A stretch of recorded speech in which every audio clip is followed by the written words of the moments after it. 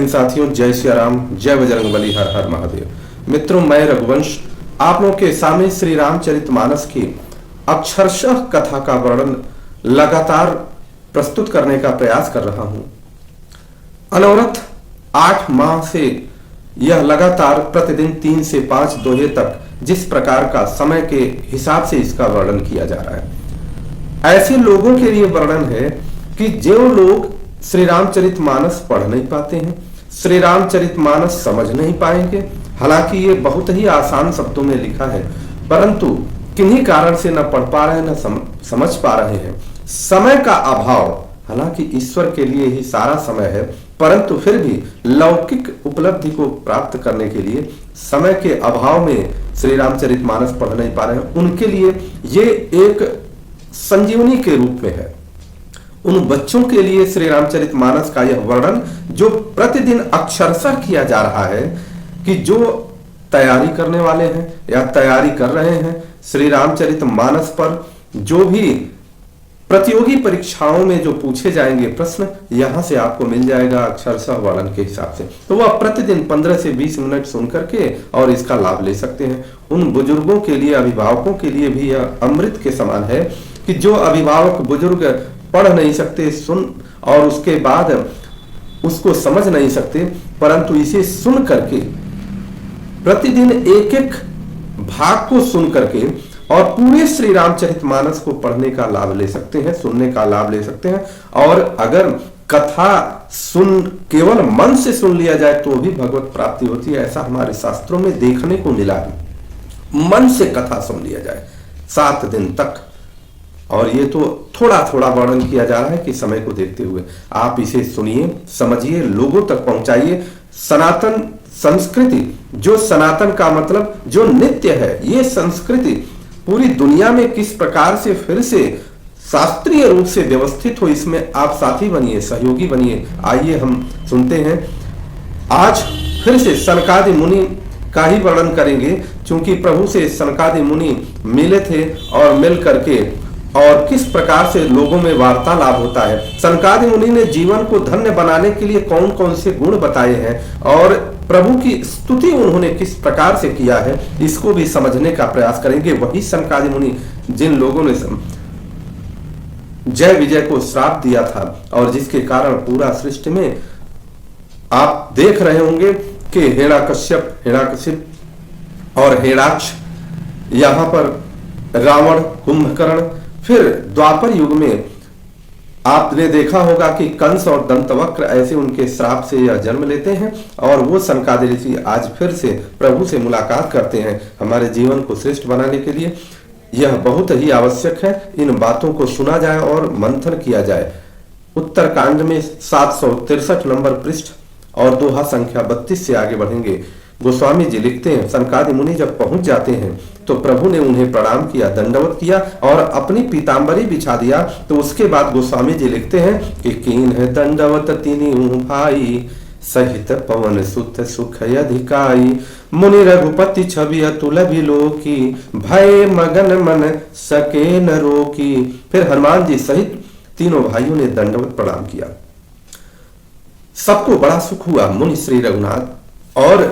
श्री रघुनाथ जी की अतुलनीय छवि देखकर उसी में मग्न हो गए, वे मन को रोक न सके। सनकादि मुनि श्री राम जी के छवि को देखते हुए वह टकटकी लगा लिए और मन को अपने रोक न सके।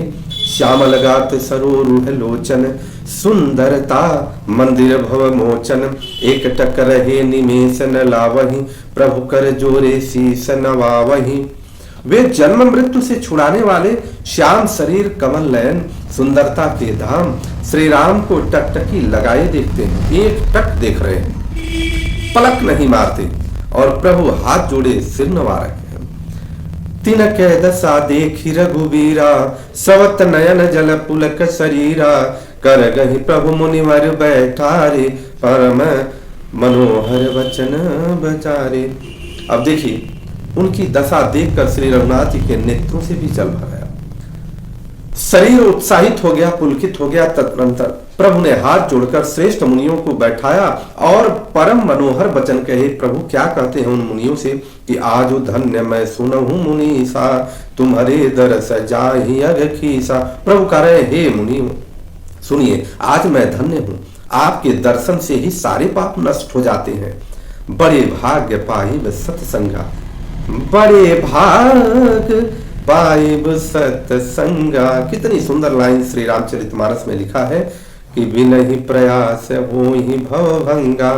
बड़े ही भाग्य से सत्संग की प्राप्ति होती, जिससे बिना परिश्रम जन्म मृत्यु चक्र छूट जाता है, नष्ट हो जाता है।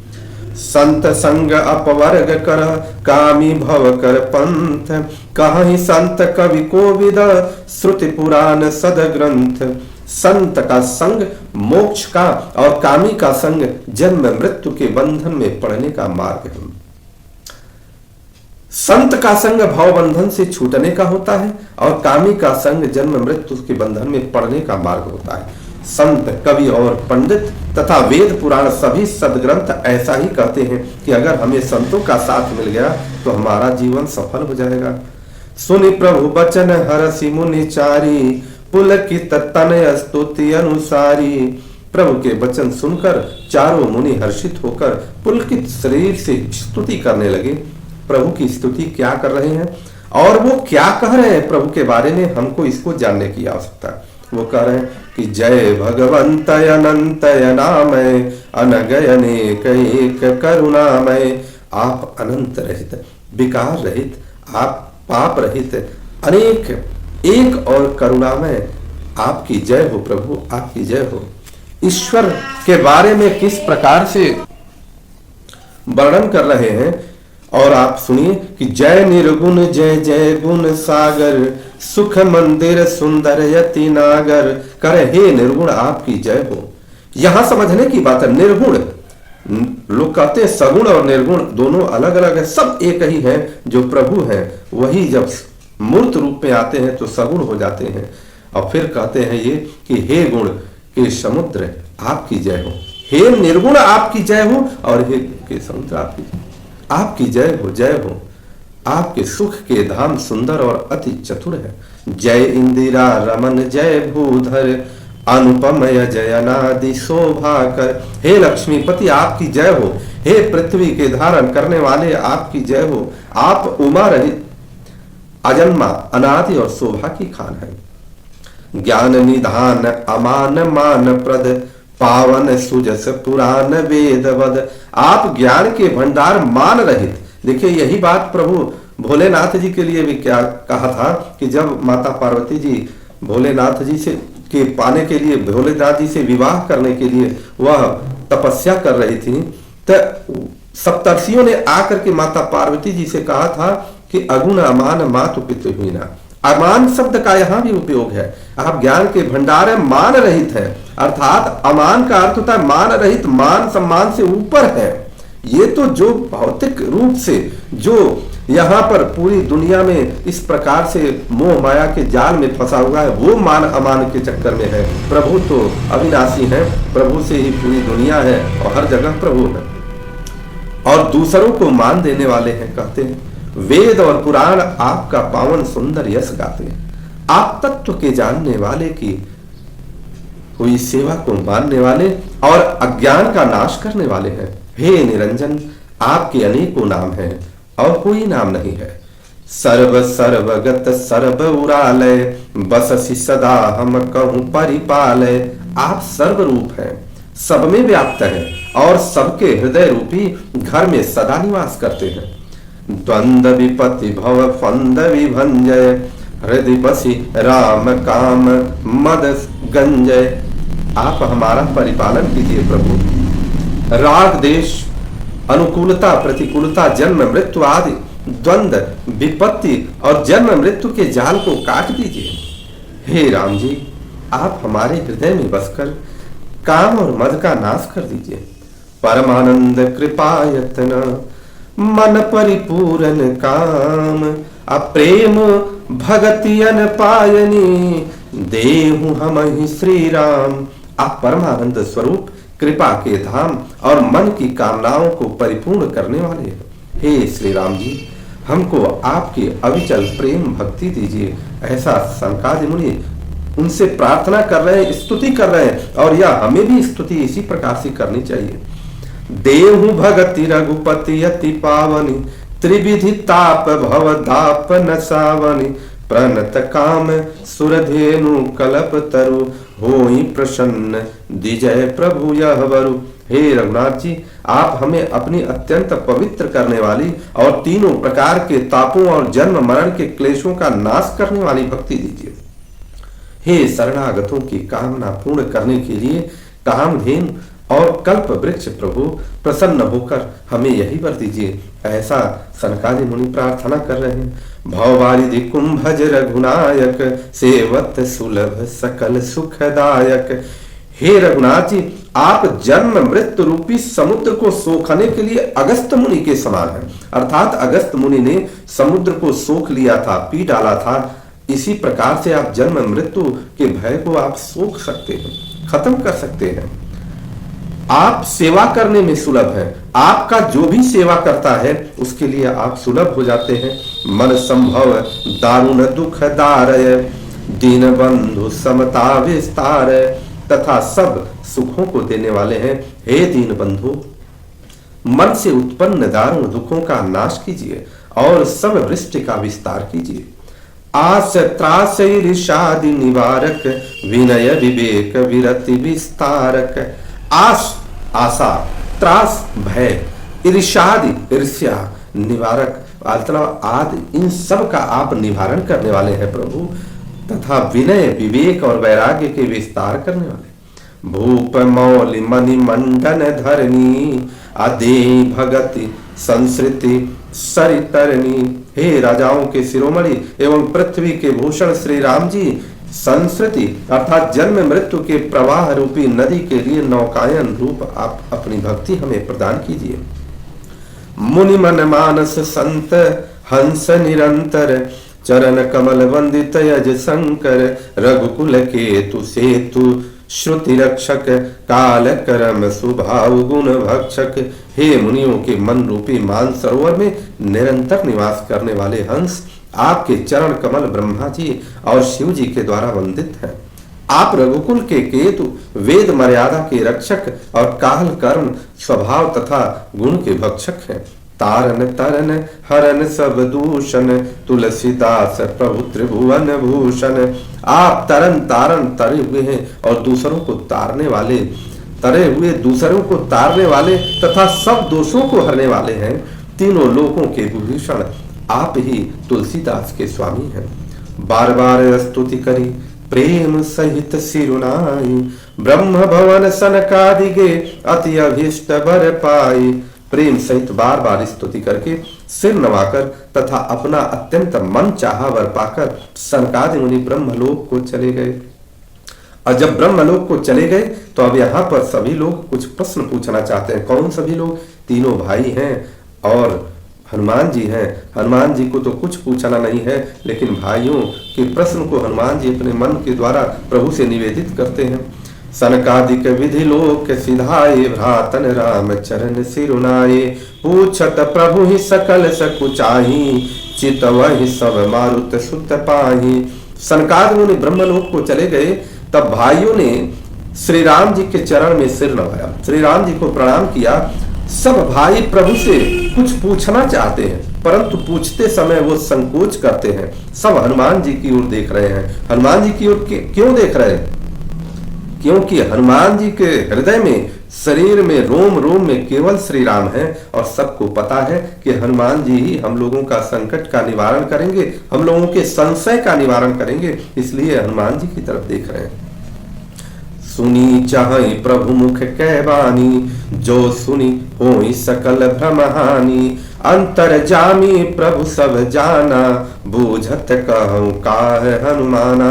वे प्रभु के श्रीमुख की वाणी सुनना चाहते हैं, जिसे सुनकर सारे भ्रमों का नाश हो गया। अंतर्यामी प्रभु सब जान गए। पूछने लगे, कहो हनुमान क्या बात है? प्रभु पूछ रहे हैं, सब जान रहे हैं फिर भी पूछ रहे हैं। जोरी पान कह तब हनुमंता, सुनहु दीन दयाल भगवंता। तब हनुमान जी हाथ जोड़ करके प्रभु से कह रहे हैं कि हे दीन दयाल, आप सुनिए। नाथ भरत कछु पूछन चाहि। भरत जी कुछ आपसे प्रभु पूछना चाहते हैं। प्रश्न करत मन सकुचत हई, परंतु वो प्रश्न करते समय संकोच कर रहे हैं, सकुचा रहे हैं। प्रभु तुम जानो कपि मोर स्वभाव, भरत ही मोर कछु अंतर काऊ। हनुमान जी की इतनी बात जब प्रभु सुनते हैं, तुरंत कहते हैं, हे हनुमान तुम तो जानते हो कि मेरा स्वभाव कैसा है। भरत के और मेरे बीच में कोई भेद ही नहीं है, अर्थात मैं ही भरत हूं और भरत ही मैं हूं। अर्थात यह पिछले हमने देखा था जब प्रभु वनवास जा रहे थे, तो यहाँ पर वर्णन एक जगह आया था कि भरत प्रभु श्री रामचंद्र जी के भक्ति का रूप धारण करके इस पृथ्वी पर आए हुए हैं, ऐसा प्रभु कह रहे हैं। असुनि प्रभु वचन भरत गए चरना, सुनहु नाथ प्रणतारति हरना। और प्रभु के वचन सुनकर भरत जी ने उनके चरण पकड़ लिए। हे नाथ, हे शरणागत के दुखों को हरने वाले, सुनिए। नाथन मोहि संदेश कछु, सपने हूँ शोक न मोह। केवल कृपा तुम्हारी ही, कृपानंद संदो। हे नाथ, न तो मुझे कुछ संदेह है और न स्वप्न में भी शोक और मोह है। हे कृपा और आनंद के समूह है, यह केवल आपकी ही कृपा का फल है। इस प्रकार से भरत जी ने प्रभु से इस प्रकार वंदना निवेदित किया कि सब आपकी ही कृपा। करऊं कृपा निधि एक ढिठाई, मैं सेवक तुम जन सुखदाई। संतन के महिमा रघुराई, बहु विधि वेद पुरातन गाई। और कह रहे हैं, यद्यपि हे कृपा निधान, मैं आपसे एक धृष्टता करता हूँ। मैं सेवक हूँ और आप सेवक को सुख देने वाले हैं, इससे मेरी धृष्टता को क्षमा कीजिएगा। धृष्टता का मतलब मैं आपसे प्रश्न पूछने का साहस कर रहा हूँ, इससे आप क्षमा करिएगा। वेद पुराणों ने संतों की महिमा बहुत प्रकार से गाई है। हे रघुनाथ जी, श्री मुख तुम पुनि कीन्हि बड़ाई, अतिन्ह पर प्रभु प्रीति अधिकाई। आपने भी अपने श्री मुख से उनकी बड़ाई की है और उन पर प्रभु का प्रेम भी बहुत है। सुना चहूं प्रभु तिन कर लक्षण, कृपा सिंधु गुण ज्ञान विचक्षण। मैं उनके लक्षण सुनना चाहता हूँ। आप कृपा के समुद्र हैं और गुण तथा ज्ञान में अत्यंत निपुण हैं। आप संत असंत भेद भी लगाई, प्रणत पाल मोहि कहूं बुझाई। हे शरणागत का पालन करने वाले, संत और असंत के भेद अलग अलग करके मुझे समझाने का प्रयास करें प्रभु। संतन के लक्षण सुनु भ्राता, अगणित श्रुति पुराण विख्याता। तब श्री रामचंद्र जी कह रहे हैं कि हे भाई सुनो कि संतों के लक्षण तो असंख्य हैं, जो वेद पुराणों में प्रसिद्ध है। संत असंत ही कह असी करनी, अजिमि कुठार चंदन आचरणी। काट ही परसु मलय सुनु भाई, निज गुण दे सुगंध बसाई। संत और असंतों की करनी ऐसी है जैसे कुल्हाड़ी और चंदन का आचरण होता है। हे भाई सुनो, कुल्हाड़ी चंदन को काटती है क्योंकि उसका स्वभाव या काम वृक्षों को काटना है, किंतु चंदन अपना गुण देकर उसे सुगंध से सुगंधित कर देता है, अर्थात जो काट रहा है उसको भी सुगंधित कर देता है, वही संत है। ताते सुर सीसन चढ़ता, जग वल्लभ श्रीकंड। अनल दाहि पीटत घनई, परसु बदन यह दंड। इसी गुण के कारण चंदन देवताओं के सिरों पर चढ़ता है और जगत का प्रिय हो रहा है, और कुल्हाड़ी के मुख को यह दंड मिलता है कि वह उसको आग में जलाकर फिर घन से पीटते हैं। यह प्रभु कितना सुंदर वर्णन करते हैं।